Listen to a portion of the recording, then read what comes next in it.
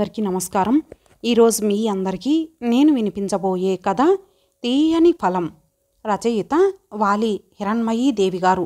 ఇక కథలోకి వెళితే, అబ్బా, పంటి కింద మళ్ళీ రాయి వచ్చింది. కళ్ళు సరిగ్గా కనిపించటం లేదంటే మొన్నేగా కళ్ళజోడిప్పించాను. 4 కళ్ళున్నా రాళ్ళింకా కనిపించటం లేదా? నవ్వుతూ అడిగాడు రామారావు. మరే 32 పనులున్నప్పటికీ మీరు నమ్మలేకపోతున్నట్లే వెంటనే రిటార్ట్ ఇచ్చింది జానకి. ఆ మాటలకు కిసుక్కున నవ్వాడు నవీన్. అతన్నే చూస్తూ నవ్వింది నిరుపమ. మీ అమ్మా నాన్నల పోట్లాటలు మాటలు నాకు భలే ఇష్టం అంటుంటాడు అతను. పెళ్ళై 2 ఏళ్లైనా ఇంచుమించు నెలకోసారైనా వస్తుంటాడు నిరుపమని తీసుకొని. పుట్టింటికి రావడం అంటే ఎవరికిష్టం ఉండదు గనుక. అందుకే నిరుపమ అతడు పద అంటే ఈమె చలో అంటూ అతని స్కూటరు ఎక్కుతుంది. అత్తామామలంటే ఇంత ఇష్టపడే అల్లుణ్ణి మిమ్మల్నే చూస్తున్నాను అంటుంది మురిపెంగా నిరుపమ.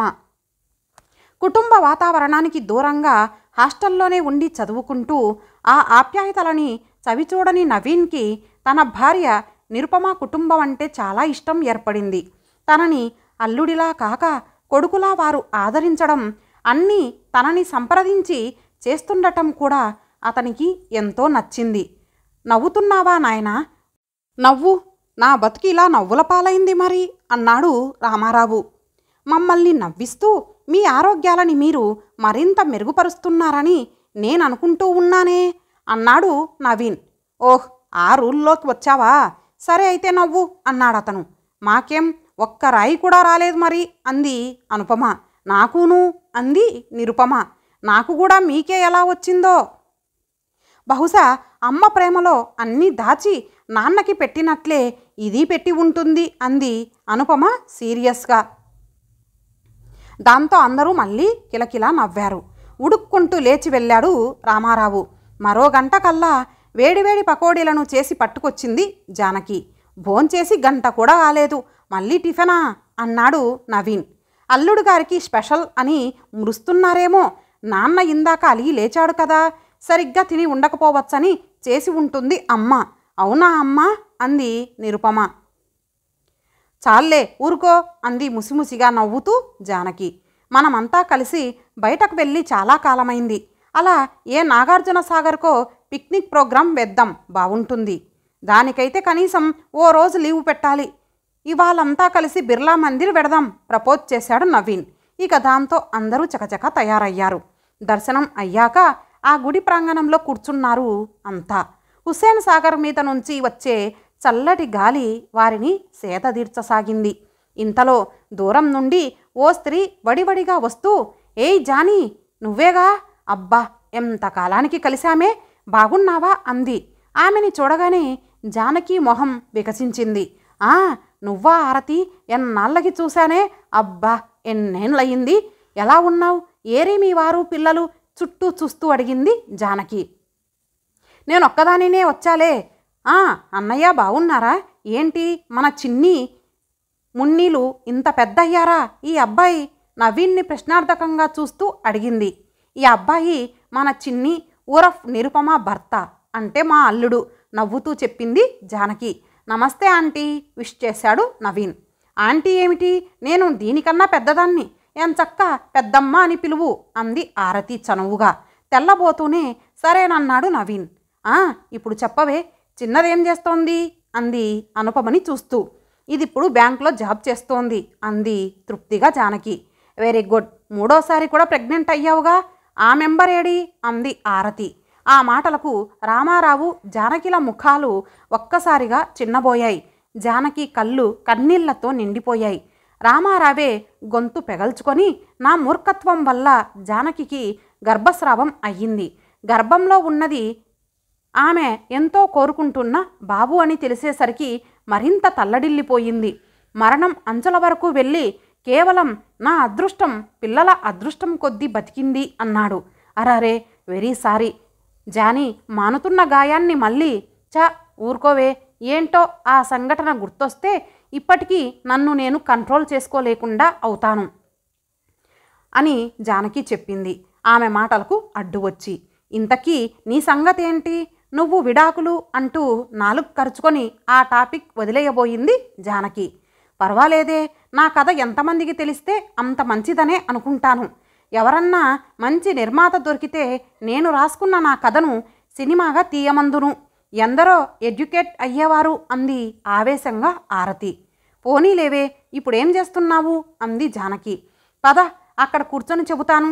నీ పిల్లలు పెద్దవాళ్ళయ్యారుగా, విన్నా ఏం పర్వాలేదు అంది ఆరతి. రామారావు జానకిలు మొహాలు చూసుకున్నారు. నవీన్ కొంచెం ఇబ్బందిగా ఫీల్ అయి నేను అలా తిరిగొస్తా పెద్దమ్మ అన్నాడు. ఆహా, నువ్వే వినాలి. ముఖ్యంగా మగాళ్ళంతా విని ఆడదాని మనసుని అర్థం చేసుకోవాలి. కాబట్టి నువ్వు అన్నయ్యతో పాటు కూర్చొని వినాల్సిందే అంది ఆరతి అతని చేయిని పట్టుకొని ఆపేస్తూ. ఇక తప్పదు, కూర్చోండి చిరునవ్వుతో అంది నిరుపమ. జానీ, నీకు తెలుసుగా నాకు చిన్నప్పటి నుండి బొమ్మలు వేయటం అంటే ప్రాణమని. మా నాన్న నాకు అన్నీ కొని తెస్తుంటే అమ్మ ఎప్పుడూ నన్ను తిట్టేది. ఇవేం కూటికి గుడ్డకి పనికొచ్చేవా, ఆడపిల్లన్నాక పని పాటలు నేర్చుకోవాలని. నాకింటిని శ్రద్ధగా తీర్చిదిద్దడం, అందరి ప్రశంసలు అందుకోవటం ఎంత సరదాగా ఉండేది. మేము సొంతిల్లు కట్టుకున్నాక అన్నీ సర్దాలనుకుంటే అమ్మే కొత్త కోడలు సర్దితే బాగుంటుందంటూ మా వదినకి ఆ పని చెప్పింది. ఇక అత్తవారింట్లో చేయబోతే మా అత్త ఆడబిడ్డ పడనివ్వలేదు. మా వారి ధనపిపాసకు అనుమానపు బుద్ధికి అంతే లేదు. శారీరక ధర్మం కొద్దీ ఇద్దరి బిడ్డలకు తల్లినయ్యానే తప్ప ఆయనంటే ఏనాడు ఇష్టం లేకపోయింది. తన ధన సంపాదనకు నన్నో వేశ్యలా వాడుకునేందుకు ఆయన ప్రవర్తిస్తే మాత్రం ఇక భరించలేక ఆ ఇంట్లో నుండి బయటపడ్డాను. నా కష్టంతో పిల్లలను పెద్ద చేశాను, కూతురికి పెళ్లి చేశాను. కానీ 2 నెలలు తిరక్కముందే శవమైపోయింది. కొడుకు పెళ్లి చేశాను, కోడలొచ్చింది. ఆమెకు ఈ ముసలి అత్తగారు విడాకులు తీసుకున్న స్త్రీ కాబట్టి నచ్చలేదు. అహోరాత్రులు కష్టపడి కట్టుకున్న నా ఇంట్లోంచి నన్ను బయటకు వెళ్ళేలా చేసింది. నాకంటూ ఓ ఇల్లు లేక, భర్త పిల్లలు లేక ఇక ఎందుకీ పాడుబతుకు అనుకుంటూ హుస్సేన్ సాగర్లో దూకాను. కానీ సాంత్వన సేవా సదనం వాళ్ళు నన్ను బతికించారు. వాళ్ళ ఆదరాభిమానాలతో మళ్ళీ పునర్జీవితం దొరికింది నాకు. అందులోనే ఉంటూ నాలాంటి నిర్భాగ్యులకు చేతనైనంతగా సాయం చేస్తూ ఆ సదన్ సహాయ నిర్వాహకురాలిగా ఉంటున్నాను అంది ఆరతి. ఆడదిగా పుడితే ఇన్ని కష్టాలు పడాల్సిందేనా అనుకున్నాడు బరువుగా రామారావు. వింటున్న వారందరి మనసులు భారమయ్యాయి. ఓహ్, ఐఆమ్ వెరీ సారీ, సరదాగా వచ్చిన మీ అందరి మూడ్స్ పాడు చేశాను నొచ్చుకుంటూ అంది ఆరతి.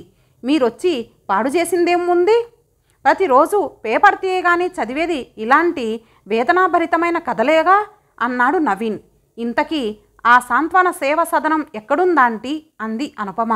ఇక్కడికి చాలా దగ్గరలోనే. మేం చూడొచ్చా? Why not, sure. అయ్యో, అసలు విషయం చెప్పడం మరిచానే. ఆ సంస్థను స్థాపించింది ఎవరో తెలుసా? మన క్లాస్ మానిటర్గా ఉండేది చూడు, కరుణ అని. అదేనే. మనం కోపం కొద్దీ దాని మ్యాన్ ఈటర్ అనేవాళ్ళం. కానీ అది తన పేరు సార్థకమయ్యేలా తన కరుణని అందరి మీద ప్రసరింపజేస్తోంది.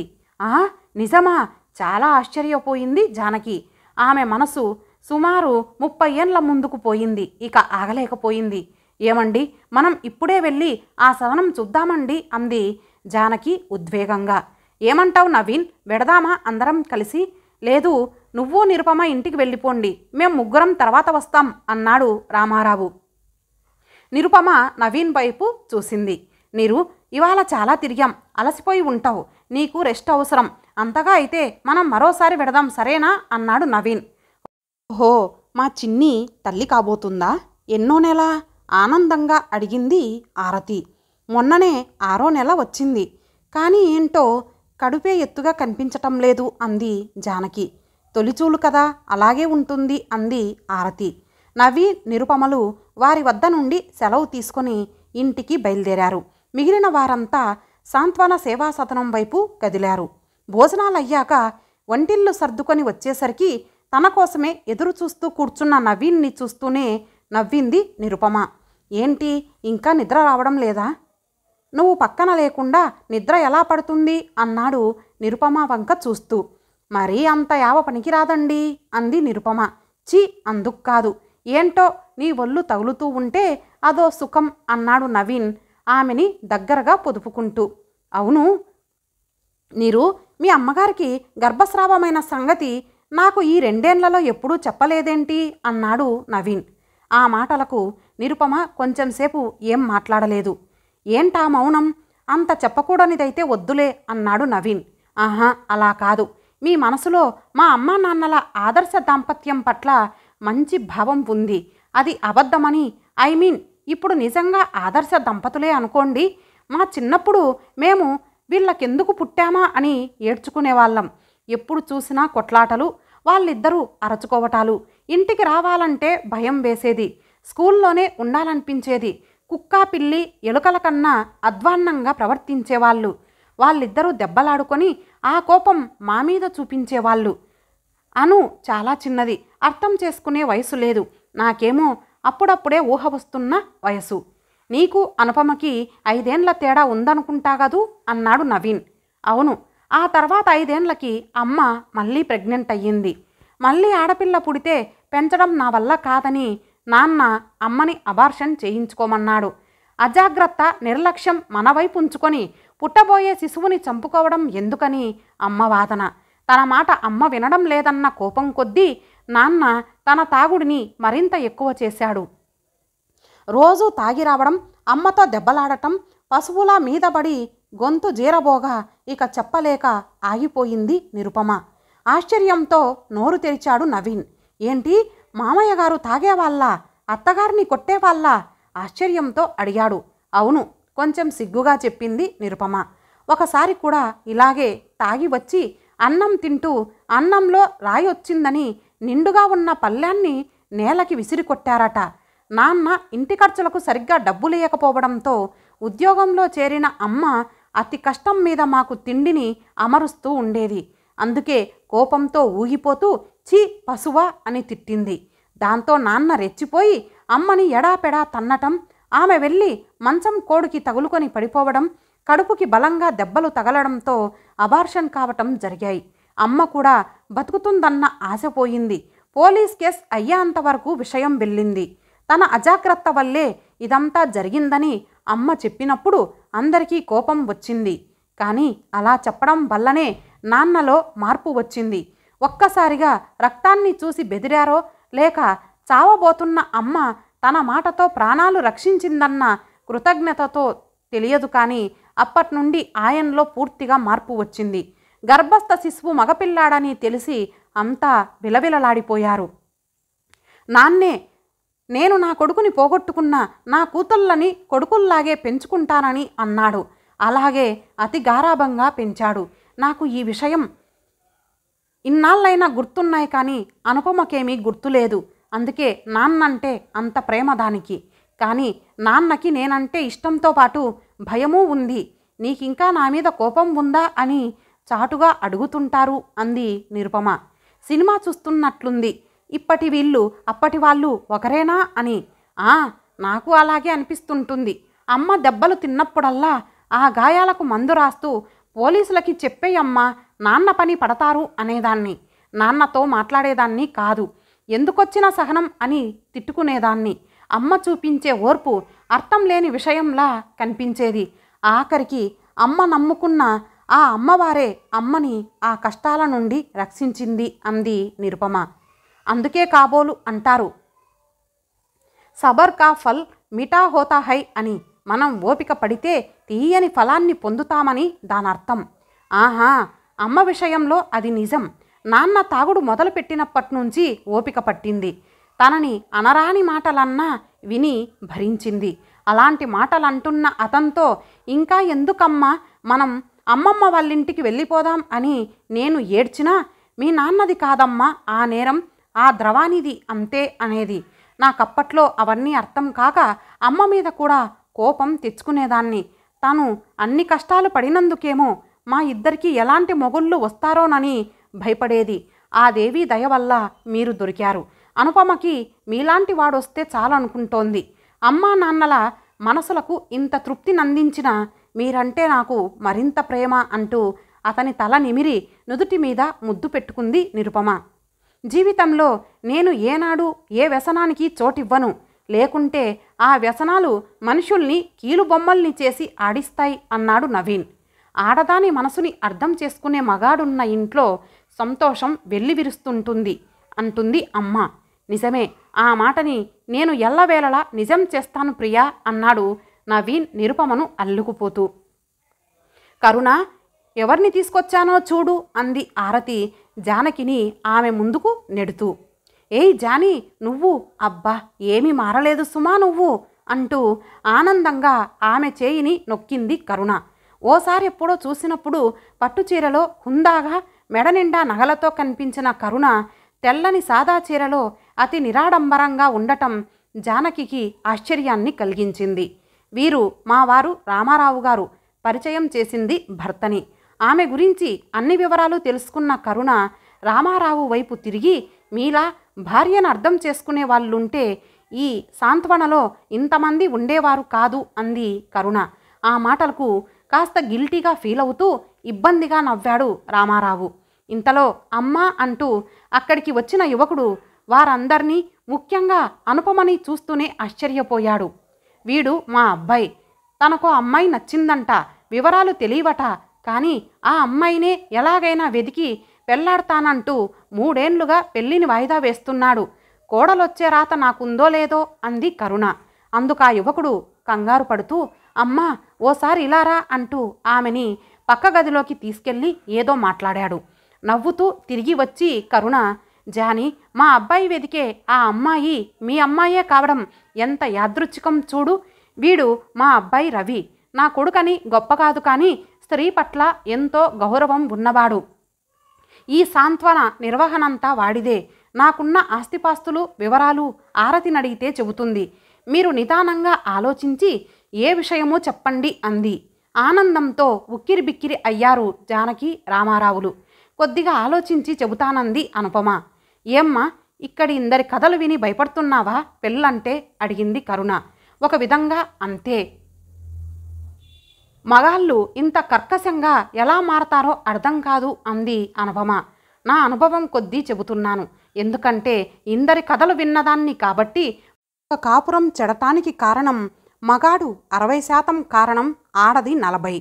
చాలా రేర్గా కొన్ని కాపురాల్లో భర్తది 30% ఉంటే భార్యదే 70%. నేను డబ్బున్న వారి పిల్లనవ్వడంతో నా భర్తను చాలా నిర్లక్ష్యం చేశాను. ఆయన పోయాక కానీ ఆయన విలువ తెలిసి రాలేదు. నా కూతురు నాలాంటిదే అయితే ఎన్నో విధాలుగా నచ్చజెప్పాను. ఇప్పుడు వారిద్దరూ ఓకే. ఇప్పటి భార్యాభర్తల్లో అవగాహన అధికమయ్యింది. ఇద్దరం సమానమే అన్న భావము ఏర్పడుతోంది. అది లోపించిన వారి జీవితాలే విషాదాంతాలు అవుతున్నాయి. భర్త మూర్ఖుడైతే భార్య, భార్య మూర్ఖురాలైతే భర్త ఓపిక చూపాలి. చాలా వరకు సహనము, రాజీ కాపురాలని నిలబెడుతున్నాయి అంది కరుణ. ఆ మాటలతో రిలాక్స్ అయ్యింది అనుపమ. కానీ సహనానికి ఓ హద్దు ఉంటుందిగా అంది. అది తెలిసి మసలుకోవడంలోనేగా విఘ్నత కనిపించేది అంది ఆరతి. ఆ మాటలు నిజమంటూ అందరూ అంగీకరించారు. ఇంతటితో ఈ కథ సమాప్తం. మరలా మరొక మంచి కథతో కలుద్దాం. అంతవరకు సెలవు. నమస్తే.